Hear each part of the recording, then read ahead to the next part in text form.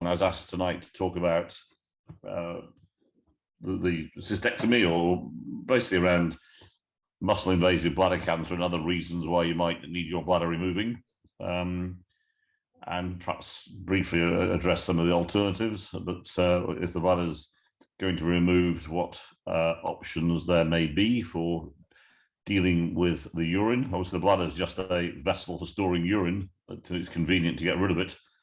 If you haven't got one, you need some other method of either storing the urine or delivering it from the kidneys to the outside. So any treatment that involves removing the bladder involves a second part of dealing with the future use, storage and removal of the waste products, the urine from the body. So it's like a two-stage procedure in many ways.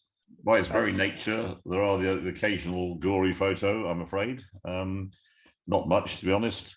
I was originally in Bristol for 20 odd years as a consultant, and Bristol was one of the biggest urological cancer centres in the UK.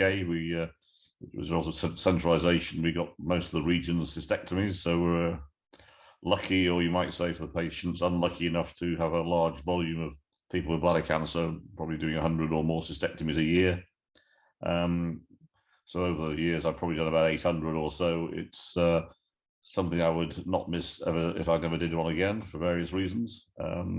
It's a big undertaking for the patients and for the team, and I think ultimately other alternatives will come forth, but it is still the mainstay of treatment for many bladder cancers. I'm going to show a couple of gory photos. This is one of the first bladders I ever took out in 1988. You can see that's the typical thing at the time, quite advanced. All that stuff in the middle, the bladder's open, is cancer. And I guess one problem with leaving cancers until they fill the bladder up is they're probably getting to the point where they become less curable. I guess it was typical for cancers to present very late in the 80s and even into the 90s. I think those things have improved, but one reason for the focus on investigating hematuria and getting earlier diagnosis is that if you identify the bad cancers early, you make treatment a bit less threatening, less risky perhaps, but you also increase the chances of curing as well. And just to remind myself, that was one of the first ones. Then 800 cases later, I left Bristol, and the last one I took out in Bristol was an 8-month-old boy with a very rare cancer of the bladder. So though it is a disease of older people, bladder cancer, it does occasionally occur in younger folk too. The commonest cancers are, as you probably all know, a transitional cell cancer, but there are rarer ones. So one of the first things I was going to say is, if you've got an aggressive or an invasive bladder cancer, there are some things you should ask your doctor. What type of cancer is it? How invasive? How much of a risk is it to me at the moment? How are you going to assess it? Probably you've had endoscopic resection to start with, which tells you a lot about the type of tumour from the histology and from the depth of invasion. But there are other ways of assessing cancers now. And what's the role of surgery? And is there a role for radiation and chemotherapy, either alongside surgery or alongside radiation? Most diseases I know have more than one option, and though there may be a more commonly used option, it's only reasonable to look at what the pros and cons of other options may be. Invasive bladder cancer, urothelial or transitional cancer, I guess the ones that generally need some aggressive radical treatment are the higher grade 2 or maybe 3, high grade transitional cell cancer, often now referred to as urothelial cancer, T2 or beyond, which means it's invading into the muscle of the bladder wall or beyond. And that's when often somebody will be told they need their bladder out because they've got that sort of disease. There are other indications, as Callie referred to, and some people might have aggressive disease that's only superficially invasive, not got as far as the muscle. In some ways, the higher risk, uncontrolled, superficial bladder cancers are as much, if not sometimes more, of a risk than the muscle invasive ones if they're not properly managed and treated. And often they're the ones that get treated initially with BCG, but if they have high risk features, we talked about that last time, or they fail to respond to BCG, they're as much as a threat to the individual as the muscle invasive ones and need to be dealt with early if they're not responding. There are also rarer cancers, squamous cell cancer, which sometimes presents, for example, in women who've had recurrent urine infections after a while, or men who've had bladder stones, irritation of the bladder. Counts for something under 5% of invasive bladder cancers in total. It's usually treated surgically. The role of other treatments isn't known. And there are adenocarcinomas, which are similar to bowel cancers, but they do occur primarily in the bladder in a couple of different areas. They're also uncommon, and again, they're usually treated surgically with removal of the bladder. And there are even rarer cancers like sarcomas and others that probably should be dealt with by very specialist teams. But in most of those rarer and less common cancers, surgery is a large part of the treatment for those cancers. So you need to find out what the cancer is and what type of cancer it is and how invasive and threatening it may be. I can't remember why I put that slide in. It's really a paper we did some time ago here in Sydney when I first arrived, to show that although bladder cancer, when I was training, was said to be a disease of men over 50, who are usually factory workers who are smokers, it's changing, and it's getting, actually, one of the groups where the incidence is going up most and the death rate is going up most is older women. Whether that's because women started smoking 20 years ago or not, it's difficult to say, but it's not just a disease of old working class men who work in factories and smoke a lot and drink a lot of beer. That was a traditional picture, but it's changed a bit. So it does occur in mainly older people over 50, who aren't particularly old nowadays, but it also occurs in younger people. I've got a smattering of people in their 20s, 30s and 40s with bladder cancer in my care. The treatment is really the same, although one has to then take into account other diseases that might occur as you get older. So really just to say that if you get blood in the urine and you're a woman with maybe one urine infection, you can let them get away with it. But if you get blood and you've had repeated symptoms or infections and bleeding in the urine, you should have that investigated and not ignore it. So how do you assess invasive bladder cancer? Well, some sort of clinic or hematuria clinic or blood in the pee clinic, or just a urologist who would assess you, and usually with some sort of imaging of the kidneys, like a CT urogram or an ultrasound. Some papers have suggested you should have both, in fact. If there's a tumor in the bladder seen there, and not all tumors will show on a CT, multiparametric MRI scanning is being brought in, as with prostate cancer, to stage bladder cancer. You should have a cystoscopy, and there's a tumor present, a full resection, and perhaps biopsies, and examined under anesthetic. And then you should be reviewed with results with a multidisciplinary team of surgeons, oncologists, radiation oncologists, and nurses working together with the pathologists and radiologists to assess your disease, and then come back and advise you of the options for that disease. And I put at the end, PET scanning now would also be used to stage more aggressive cancers to see if there's any evidence of disease elsewhere in the body. And again, one of the great breakthroughs in a lot of cancers has been the change in imaging. When I was training, you were lucky if you could get an ultrasound or a plain X-ray on people to assess. You basically make a clinical decision. Basically now, we are supported by a lot of different images through CT scans, MRI scans, PET scanning, and antibody labeled scanning that's coming through for many cancers. You can use the clinical skills alongside a lot better information about what's happening with a cancer to guide treatment. If you've been 25 or 30 years ago, you'd rely on clinical judgment, the biopsy result, and perhaps a simple scan or X-ray of some form. So I think you should avail yourselves of whatever scanning. My personal view is the more you know about a disease or a cancer, the more you can discuss where the pros and cons of various options sit. Can you get away with just having your invasive bladder cancer treated with a resection down a telescope, a transurethral resection, which is the initial treatment often alone? And there are some people treated like this. There was some historical series of the less aggressive early invasive tumors treated with endoscopic resection alone, and Reg Hall from Newcastle in England had a small group that had a 40 to 50% 5-year survival. To be honest, with that type of cancer nowadays, you'd expect more like a 90% 5-year survival plus, as it's not the most aggressive type.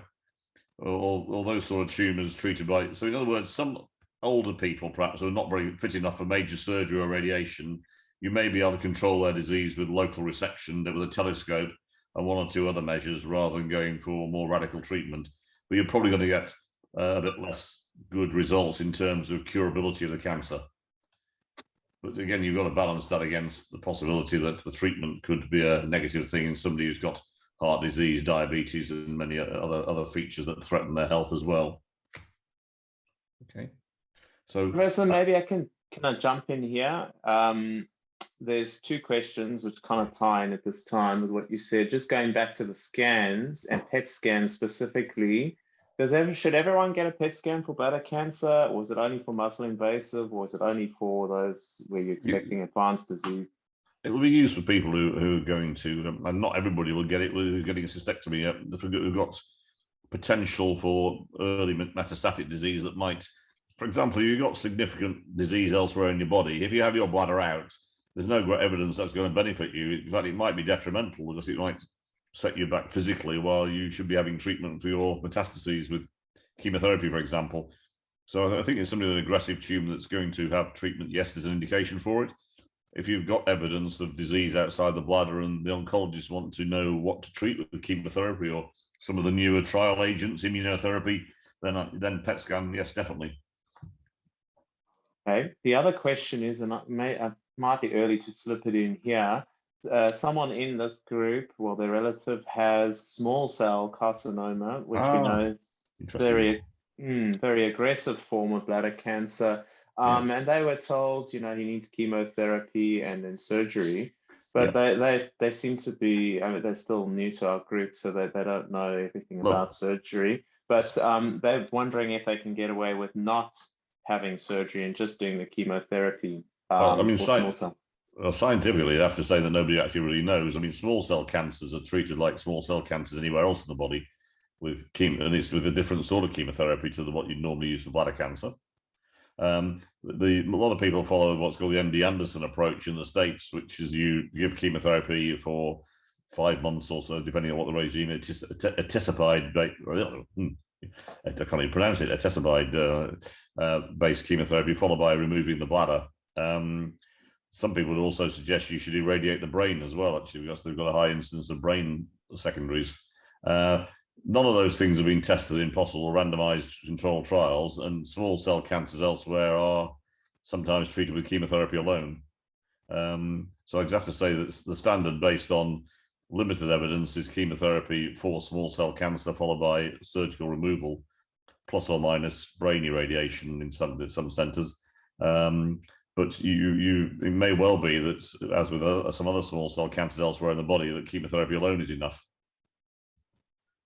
The trouble, as you know, the trouble with rare tumors, there aren't actually enough to do trials big enough to actually tell you whether there's a X% benefit of one thing over another.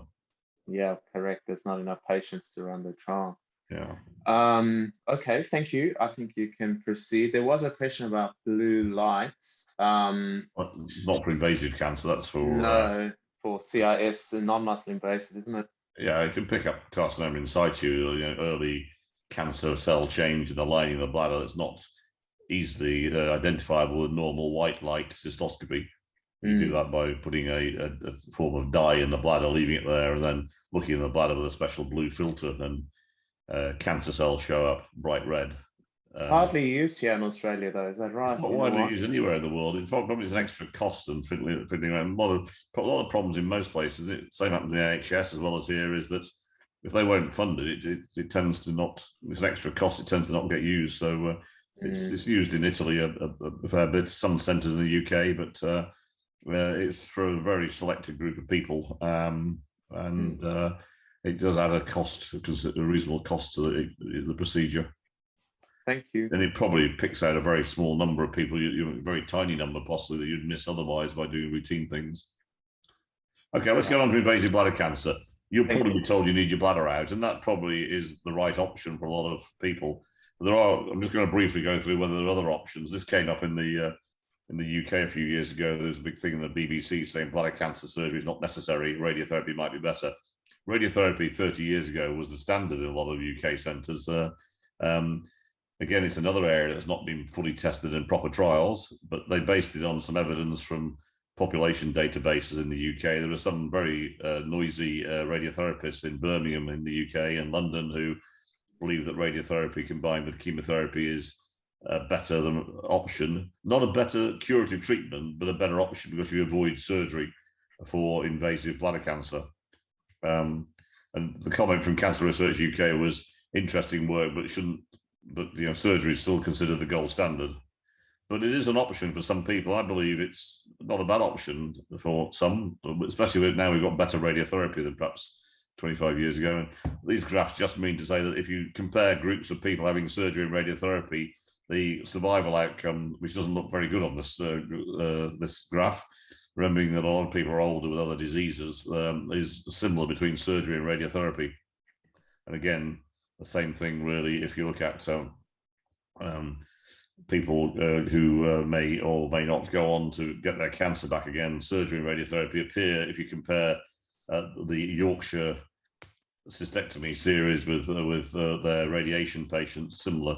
It wasn't randomized. It wouldn't be seen as a proper scientific study, but it does suggest you can get reasonably good results with radiotherapy in similar groups of patients. I think if you get an older person who's got muscle invasive bladder cancer, you resect it endoscopically, and you give them chemotherapy and the cancer disappears, there will be a strong argument for giving radiotherapy rather than taking the bladder out. And there were trials designed in the UK which are still going on to address just that. If you get a complete response, you get radiation or surgery. If your tumor persists after treatment, you still got cancer in the bladder, you take the bladder out. So I think you can select people for some form of chemotherapy plus radiotherapy if they're good responders, minimal low volume disease. Their radiation is an option, as is surgery. But radiation is not entirely without its problems. So I'm just saying here there are alternatives to surgery, and it may be select groups of people, but it's a reasonable question to ask. Is there a role for radiotherapy? Why don't people like radiotherapy? Well, I think some of it's historical. If the treatment fails, radiotherapy the cancer comes back or doesn't go away, then you have to do what's called a salvage cystectomy, which is a more difficult operation. Everything's rather stuck, and the complication rate for cystectomy after radiotherapy is much higher.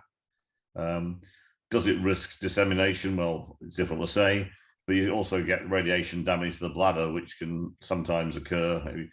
With modern radiation, I don't know whether it's going to appear in the future, but you sometimes see people coming back with radiation bladder problems 25 years after their original treatment. It's because radiation damages the small blood vessels in where the treatment's been, and radiation disease can present a decade or two or even 3 after the initial treatment. So you will have a small group of people who will get radiation problems and what I've called a knackered bladder, sometimes down the line. So you also can get second cancers after radiotherapy. Again, uncommon, but you do get people who actually develop a cancer as a result of the radiotherapy, maybe 10 or 20 years down the line. And again, it's a small percentage. So you've got to remember that if you have surgery, a small percentage of people get major complications that even life-threatening occasionally require considerable input. So it's a reasonable question to ask. Is my bladder suitable for radiotherapy? The cancer's disappeared after chemotherapy. Shall I look at that? Well, I think some people, particularly a bit older with some other diseases, you may well consider that as one option. Okay. Should you have chemotherapy before your bladder's out? Neoadjuvant means giving the chemotherapy before the main treatment. And this really, I showed one of these at the last talk, there's a line in the middle. If it's more to the left of this line, those black and those diamonds, it suggests that having chemotherapy gives you a better survival advantage than if it's on the right side of the line.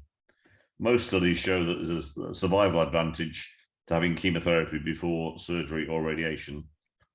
The survival advantage overall might be 5 to 8%. It's not huge, and it only exists really if you have cisplatin-based chemotherapy. So there is evidence that chemotherapy before surgery has benefits. And again, that's the same whether you have surgery or radiotherapy as your prime treatment. So some people might say, well, 5 months, 3, 4, 5 months of chemotherapy It's delaying the bladder coming out. It's only a 5% benefit, whereas the main effective treatment is the effect of taking the bladder out or giving radiotherapy. Is that a benefit? Well, there are many cancers where it's been shown that combining chemotherapy with surgery, or even chemotherapy, surgery, and radiotherapy occasionally improves survival, but it does add to your time of treatment and burden of treatment. So yes, there is evidence for chemotherapy before surgery or radiation in terms of improving results in terms of cancer control. Okay. So basically the conclusions are, if you have chemotherapy before surgery, you've got a 5 to 8% survival advantage over not having it. You can have surgery or chemotherapy and have the chemotherapy afterwards. Surgery or radiotherapy, chemotherapy afterwards, it's probably a bit less effective, but can work for people who've got high risk features. Chemo radiation is promising if you've got low volume or cancer, or the cancer goes away after chemotherapy. Radiation is a mop-up, maybe a good treatment rather than surgery.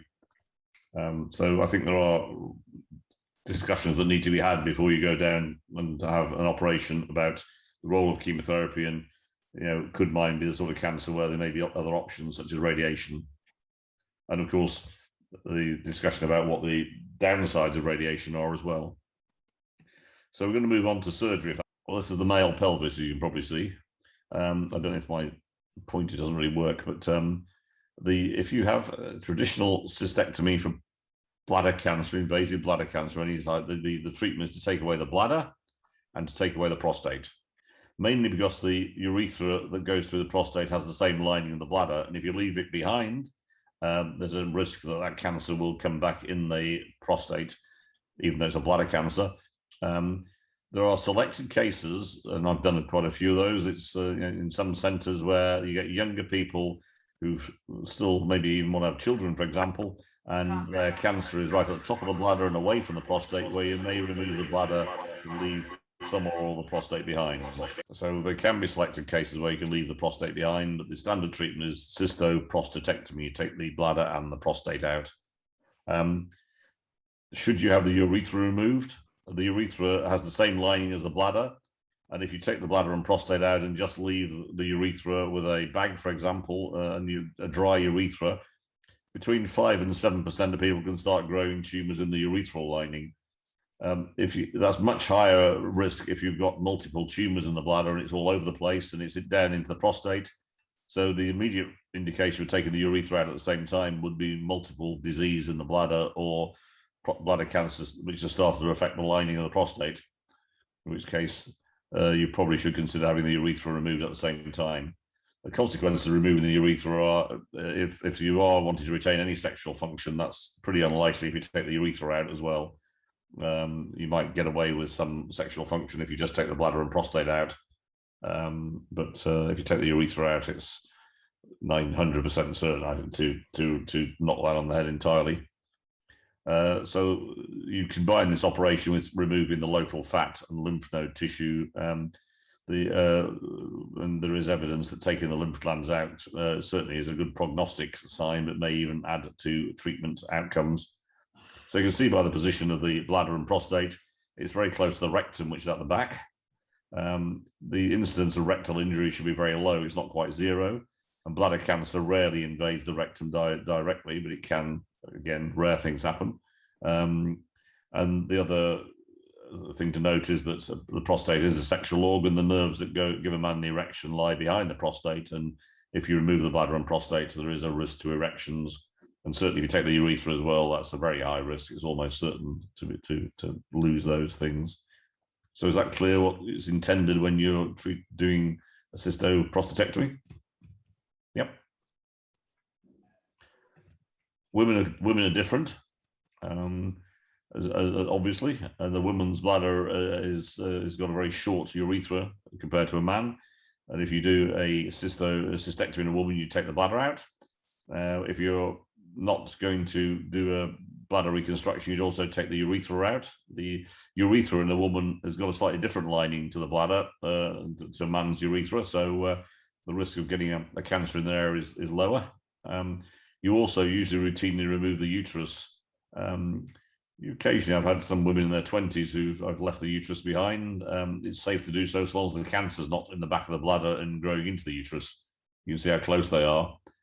And you'd leave the ovaries behind unless if the woman's premenopausal, you have that discussion about it. But it's a slightly different operation.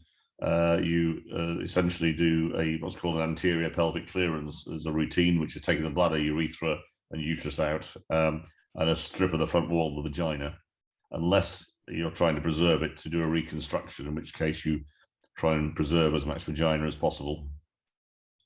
Question going back a slide to the male. If there is a cancer of the bladder neck and the urothelium of the prostate, should the urethra come out? Should there be a urethrectomy? Well, the urethra is at a much higher risk of recurrence. Overall, the risk is 5 to 7%, but in some types of cancer, it's going down well into the prostate. It can be as high as 30% in some series.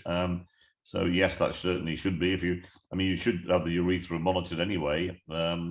You can watch it with a scope and go back and treat it later and remove it separately. But I think if it's definitely into the prostatic urethra growing down there, you should consider a urethrectomy at the same time. Yes. Thank you. Any questions about the women's bits? Nothing yet. Yeah, I was just putting some of these slides in to remind myself. This next bit's really to talk about complications which occur. And this is probably back in 2003, 2004, when I was back in Bristol, looking at different forms of the cystectomy is removing the bladder. You've still got to do something with the urine afterwards. There are different ways of dealing with it. So I'll come on to the details of them, but I'm just going to flick through a couple of slides to say that I looked at my first 345 cystectomies, probably up to about 800 now. And whatever anybody tells you, everybody gets complications, and it's a big operation. In fact, it's two big operations at once. You take the bladder and the prostate, or the bladder and the uterus out, and then you make a new one, or you make a ideal conduit. So it's actually probably one of the bigger abdominopelvic operations that you can have. And the reason I did this is there's a big series from California, about 1,000 cases, with one of the most famous cystectomists in the world, and I was comparing myself with him, and I came out quite favorably. He had a 16% return to theatre, usually for bowel-related complications, obstruction or leakage, and mortality, which means death within 90 days, was about 3% in his series. Now, this looks, 1.5%. Nobody, now it's almost zero, but if you're dealing with a group of older people who are smokers with heart disease, by very nature of it, there are some people who are going to get problems afterwards. 4 out of about 345 was actually quite a good result in this historical odds. It should be more like less than 1% now, or 0.5% or less. But some of this is historical, but it's really just to say that if you have a big operation, if anybody's being honest with you, they've got to tell you that there's a chance you're going to get a complication, and there's a fairly high chance you're going to get a minor one, like a bit of a wound problem or a bit of discharge or something that delays going home a bit.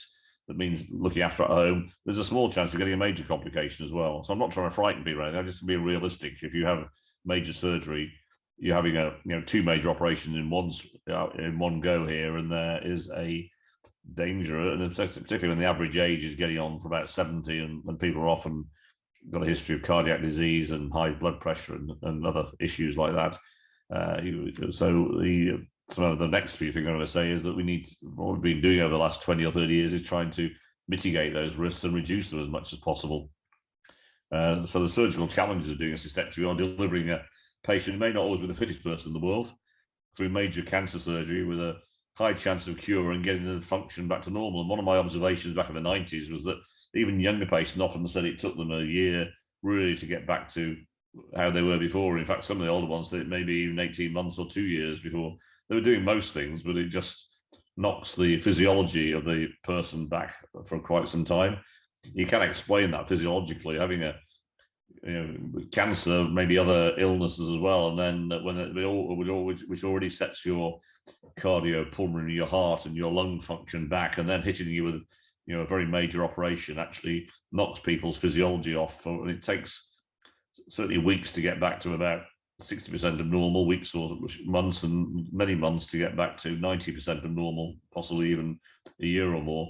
And you can mitigate some of those things with better recovery processes, and for example, and I'll just come on and mention some of those.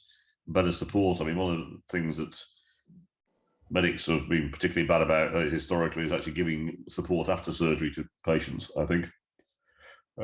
One way we did that back in that centre I developed over the years was bringing in specialist nurses to, which, interestingly, though they're great at looking after patients, you get quite a lot of resistance in health systems to employing specialist nurses, or used to, and because they cost quite a bit of money. That's the problem. So specialist nurses working as part of the team who can keep in contact with patients and help them through recovery and the process are essential. But in Australia, in the private system, it's quite difficult to actually fund them, to be honest. I mean, we often by charities, often hospitals that eventually come round because guidelines say they've got to have one, but it's really a process you've got to go through, and one of the things we've been bad at is actually managing that pathway and supporting people apart from the actual operation.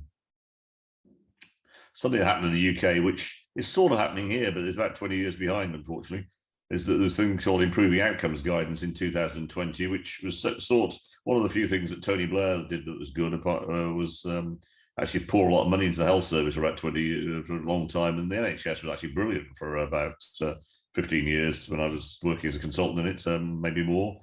Well funded. It's gone backwards, I believe, because the funding's gone backwards as well. And it sort of improved cancer care. Rare or complex operations was centralised in centres. There is evidence that you get better results if you work in high volume centres with high volume teams of doctors, nurses, everybody else working together. And cystectomy for bladder cancer was counted as one of those complex operations. Everybody should work within a multidisciplinary team. That was mandated. You had to in the UK, you still have to, not so much here. And that you then use your resources, your specialists, well-trained surgeons, intensive care efficiently. And we had to be doing at least 150 pelvic operations for cancer as urologists in our centres in the UK to be classed as a centre. In fact, we were doing about 500, well, probably more like 800, including prostates by the time I left our centre. That would be almost unknown in Australia, I'm afraid. There are about, I can't remember the numbers, there's not a huge number of cystectomies in Sydney, New South Wales done every year. I think it's about 200 or so. And there are 44 centres doing them, which means that most people do less than one case a year. Now, that wouldn't be allowed anymore in the UK because the evidence is that if you do one case a year, you probably shouldn't be doing it, to be honest. That would be a bit controversial with some of my colleagues, but it's not just the surgeon, it's the whole team around them. What happens if you do one cystectomy every 5 months? It becomes a big deal in the hospital. Everybody panics a bit. If you do 3 a week, it's part of a process that everybody's used to and runs through and just runs through efficiently. I'm sure Callie's seen that. It just becomes part of a process that everybody follows, and it knows how to deal with problems, for example. So that happened there. We centralised cystectomies in England, and basically the number of cystectomies went up and the number of early deaths, which were small anyway, went down, suggesting hopefully we're getting safer surgery as a result of higher volume centres. What it also showed, it's gone backwards. There was a slide somewhere that also shows that the number of centres doing cystectomies went from 125 to 60. In other words, and the number of cases per centre went from about 10 to 50 to an average of 45 to 50 cystectomies a year. So centres doing more cases and becoming more specialised appear to improve results overall.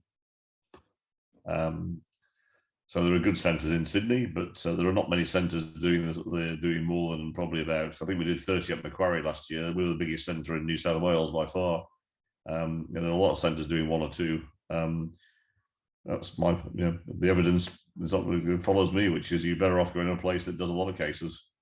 Because it's not individuals who can tell you how good they are, it's the team they work with that's the issue. Can we improve outcomes? Well, can we make cystectomy safer? Well, what we've also done is back in 2004, back in Bristol, we introduced what's called an enhanced or accelerated recovery program, which means rather than just bring somebody in the day before surgery, give them bowel prep and do the operation. Hopefully they get over it and then go home, and they basically the GP would look after them. We brought a process in to help both beforehand, during, and after the surgery to improve recovery. And there are lots of models now from other operations, colorectal surgery, that shows you can get people home quicker, get them to recover quicker with less complications if you focus on the whole pathway. And the reason is that if you're anxious, you've got other things going on, your kidneys aren't working very well, your heart's not working very well, you're all cold, you've been vomiting, your nutrition's poor because you've been off your food because of the cancer beforehand, you've not been sleeping well, you then do a big operation, you stick drains and catheters in people. Well, they don't do very well, to be honest. It takes a long time to recover.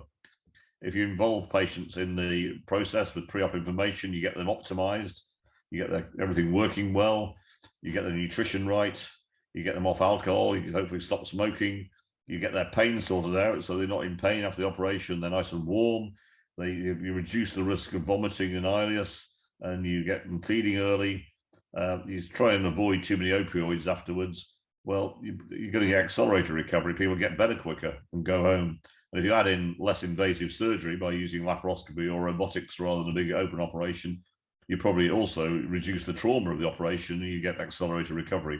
So that's the principle. It's common sense, but it's one that certainly, is still not practiced everywhere, and certainly wasn't practiced widely until the last decade or two. And I think mainly because everybody focused on the operation, and what happened around it was sort of left to be sorted out by whatever. So there are a lot of good places doing some forms of accelerated recovery. It makes sense to me. If you go on the left, and you're going to get delayed recovery, people aren't going to do as well.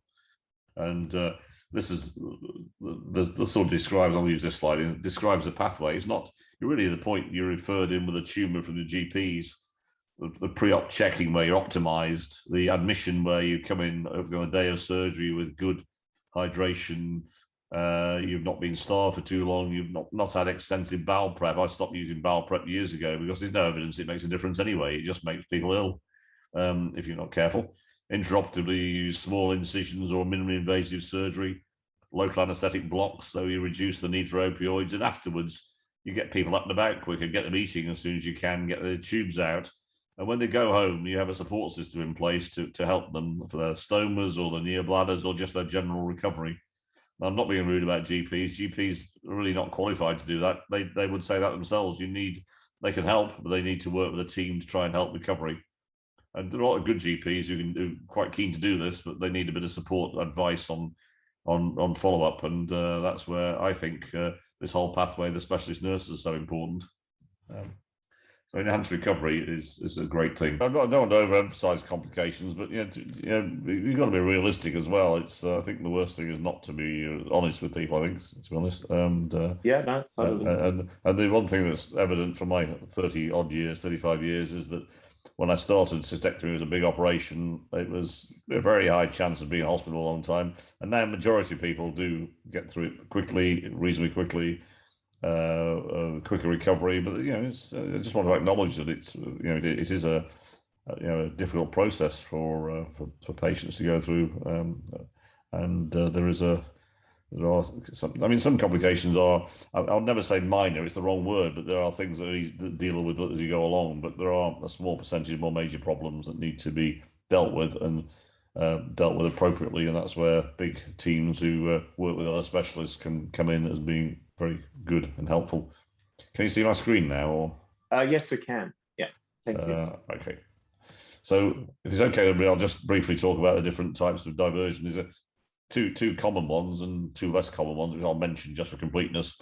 The commonest one, what used in most Western countries, is still an ideal conduit. Otherwise, you wear a bag. And I was saying before, when the first cystectomy was done in the late 1800s, they just left the ureters dangling in the pelvis. If you do that, urine drains around the peritoneum, you reabsorb it, you effectively poison yourself and die within 2 days or so. So that's not a great idea. So the urine has got to come out, basically, because it's actually a poison. And the commonest way is to let it drain through a small piece of bowel from each kidney to the outside, and it comes out in a hopefully neat stoma. A stoma is a piece of intestine that's brought out of the skin and turned inside out. One problem with stomas is you effectively create a weakness in the muscle wall of the abdomen. So any stoma, that includes for colon, other things, there's probably up to a 15 to 35% incidence of hernias around them. Many of them are just there, a little swellings, but there can be some that get very big or get symptomatic and need repairing.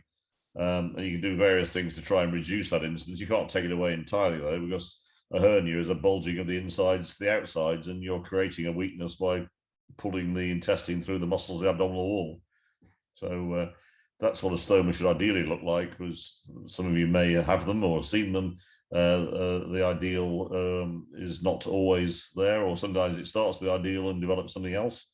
So that's why well-trained and engaged stoma nurses are very good things to have, because they know how to deal with the change of shape. If you have a stoma performed and you're quite a big bloke, for example, after an operation, you often lose a lot of weight, your abdominal shape changes. You might put the weight back on with time as you become, the body needs more calories, it uses up its reserves. When it's got past that phase of recovery after a few weeks or months, you might put the weight back on again. During all that time, the shape of your abdomen is going to be changing, as well as somebody's made a hole in it, possibly as well. So, you need to be able to deal with those changes and the changes that will occur because of that with the stoma. So having advice, usually from a very well-qualified nurse, is a godsend, I think, in terms of dealing with those changes particularly over the first few months or so. An idle conduit is actually created from a piece of small intestine that's isolated from the main small intestine, and you join the bowel back together again, usually with staples now or stitches. And the main serious complication after this sort of surgery is if you get problems with obstruction of the bowel or leakage from that joint. If it's all straightforward and recovers and the bowels get working, you get eating again, hopefully that's all back to some sort of diet within a few days. You join the ureters onto the one end of the bowel and you bring the other end out with temporary tubes of some sort to the skin to a stoma. And that's an ideal conduit. There are people who have tried using synthetic versions, and there's even a phase of going back to what used to be used, where the ureters are just brought out to the skin, ureterostomy, which used to be thought to be old-fashioned and a problem because they would narrow and get blocked. But in fact, there are arguments in thinner people for just bringing the ureters directly out, because in terms of that small number of major complications, it's usually the bowel side of things that causes the complications. So if you take the bowel part of the operation out of the process, and people have tried, using synthetics, using the ureters direct to the skin, making bladders out of synthetics, or even growing bladders rather than using bowel.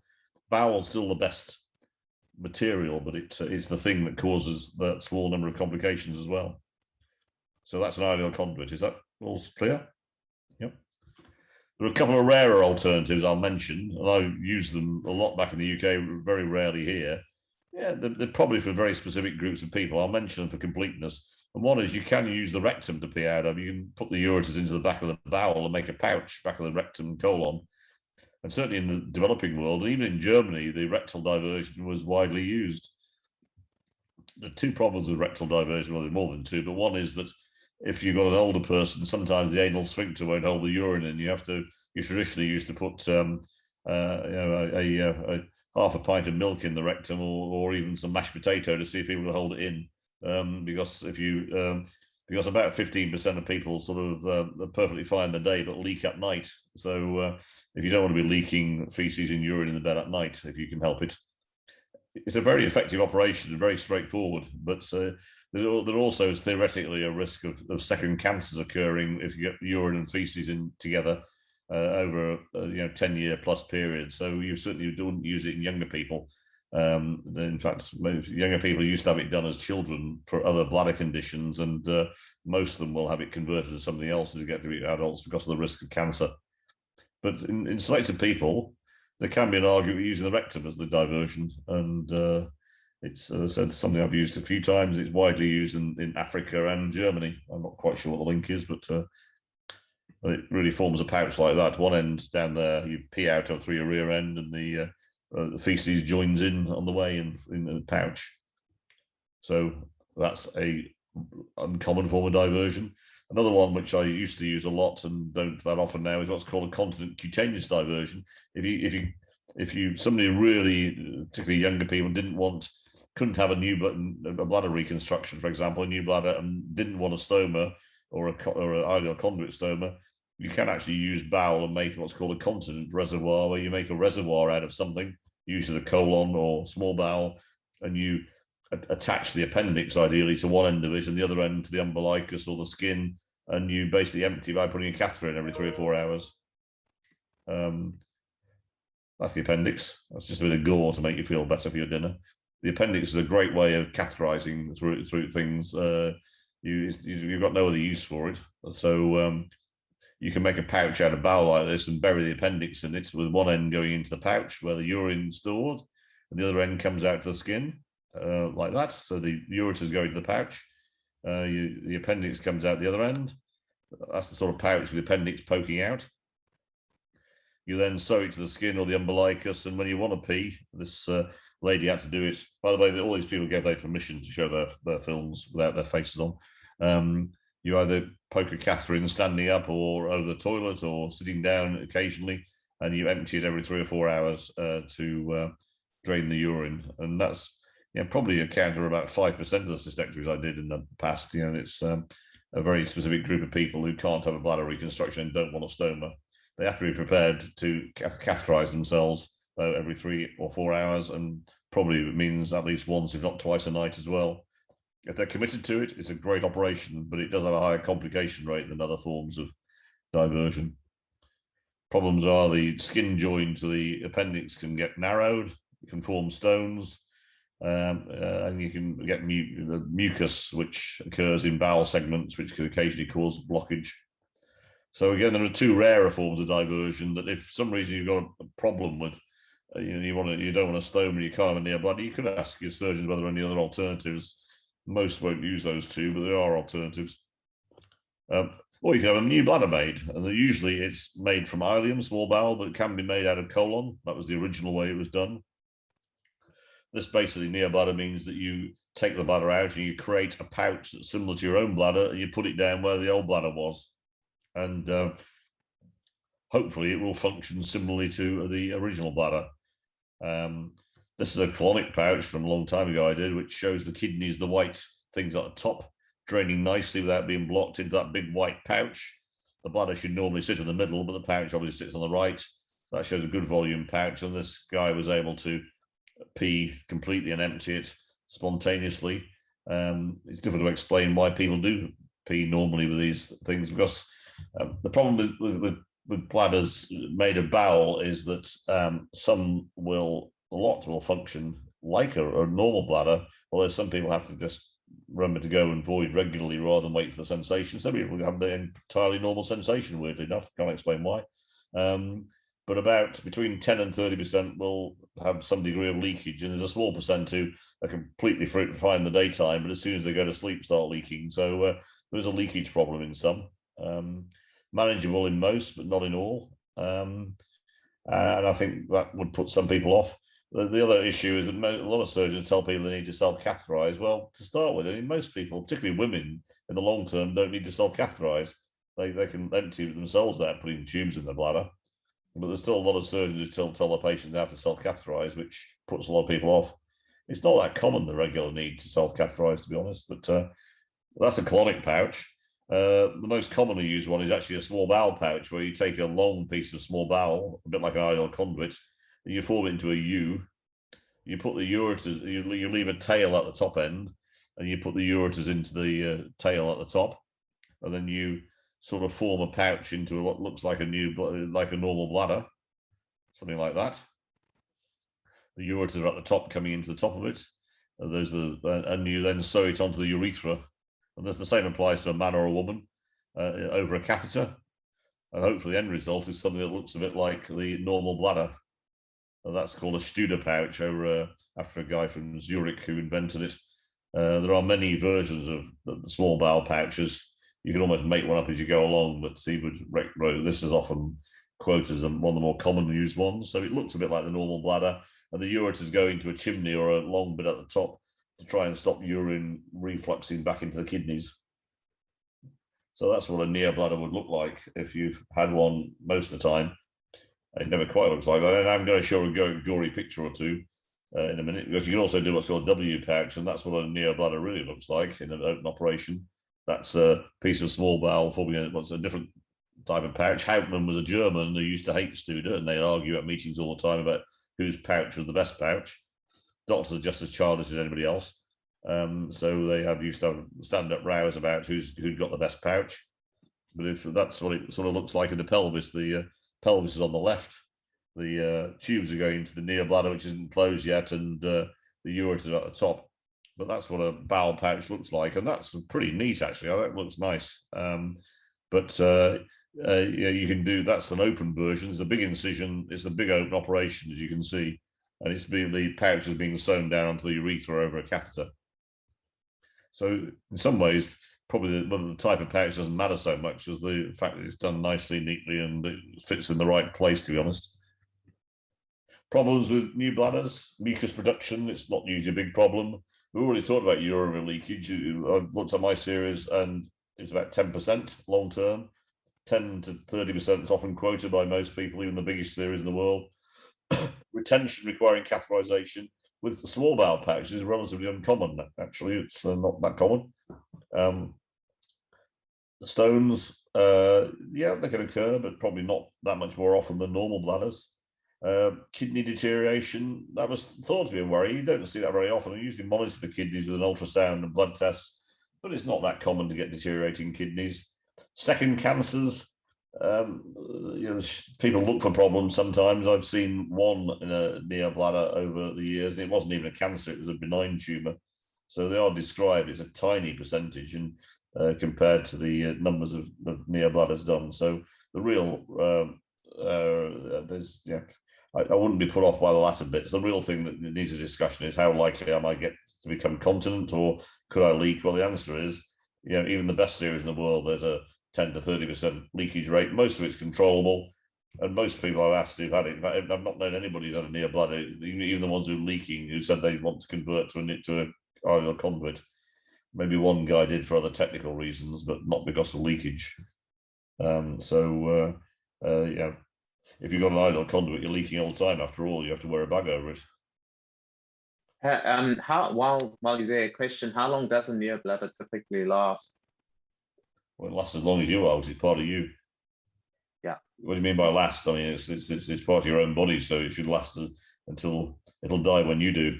To be fair, there's some worry that maybe it loses its tone and becomes less compliant. In other words, it gets a bit soggy over the years. It doesn't tend to happen with small bowel. It used to happen with large bowel. And, some people would present a few years later with this, huge soggy bag that didn't empty very well, but it doesn't seem to happen with small bowel so much. And the small bowel is what most people use now, anyway. Thank you. Thanks. How can we be more precise? Well, just a lot of the work done around radical prostatectomies in men. This is the prostate B1. All those yellow things are the nerves that give a man an erection.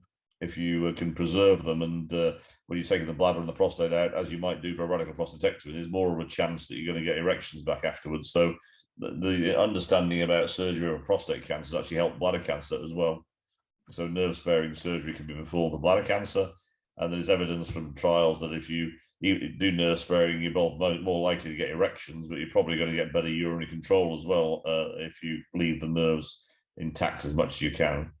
So a nerve sparing operation is actually a good thing to do in bladder cancer as well as prostate cancer. Can you comment? Can you comment on the success rate of the nerve sparing for males after cystectomy?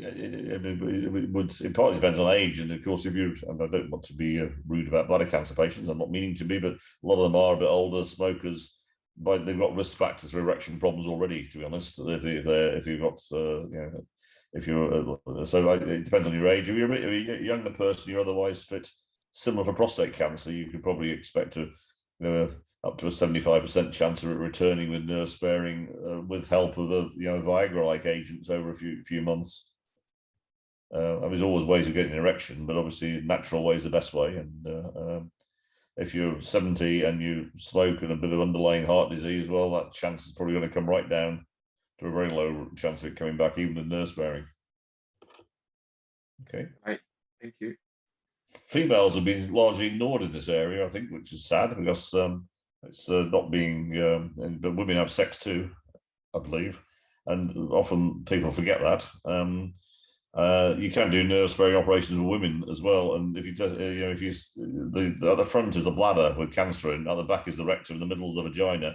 There are nerves between the bladder and the vagina that are responsible for both urinary function and sexual function in women, including stimulation and things. You should probably, in a younger woman or one who has got the right sort of cancer, you got to remember on this one on the top where the bladder is, all that red sort of stuff in the bladder is cancer. You obviously want to clear wider on that side, but if it's possible, you can do nerve sparing on a woman too, and hopefully preserve both urethral function, in other words, control of the waterworks, and possibly sexual sensation as well. So that is often forgotten, I think. I think there's a tendency among male surgeons to just whip out to the bladder and throw the uterus away and forget about all the other bits. And I think that's probably needs a discussion about what the extent of the surgery should be in terms of how much vaginal wall, whether it's nerve sparing is possible, do my ovaries get left behind or not? All those questions need to be discussed, I feel, because you can, I mean, you can't always preserve things, but you can do a function. We're talking about trying to preserve function here, getting people through their cancer and hopefully being as normal as possible at the end of it. And I think that discussion should be had with your surgeon if you're going to have a bladder out and you are a woman. Okay, is that reasonable? Yeah. That's a woman. I'm just putting that in there, not to be gory again, but that's a metal thing coming through the urethra on the outside.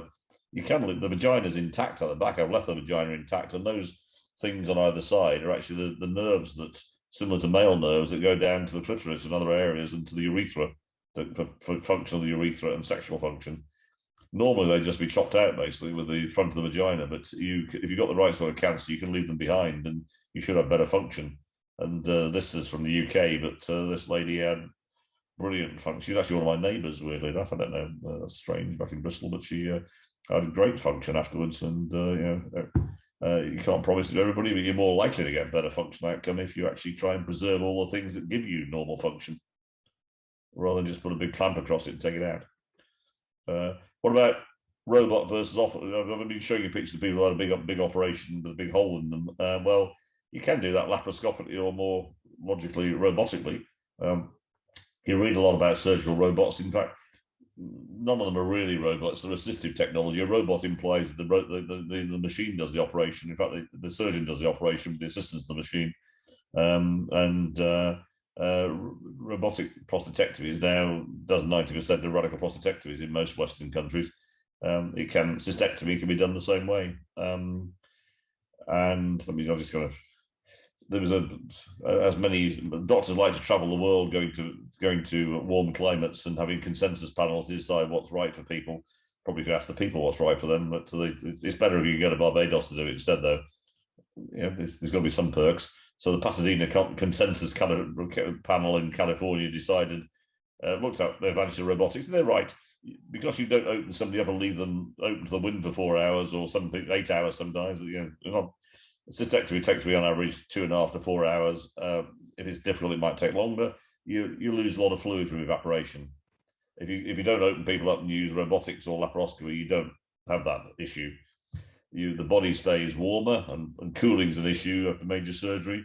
You reduce blood loss, pain's less because you're not making a big hole and pulling muscles apart, and bowel function seems to return quicker after robotic surgery. Fewer complications, probably, probably similar percentage, but probably less severe complications. And if you're worried about it, it's better cosmesis. It looks pretty. You can wear your budgie smugglers out to the Bondi afterwards.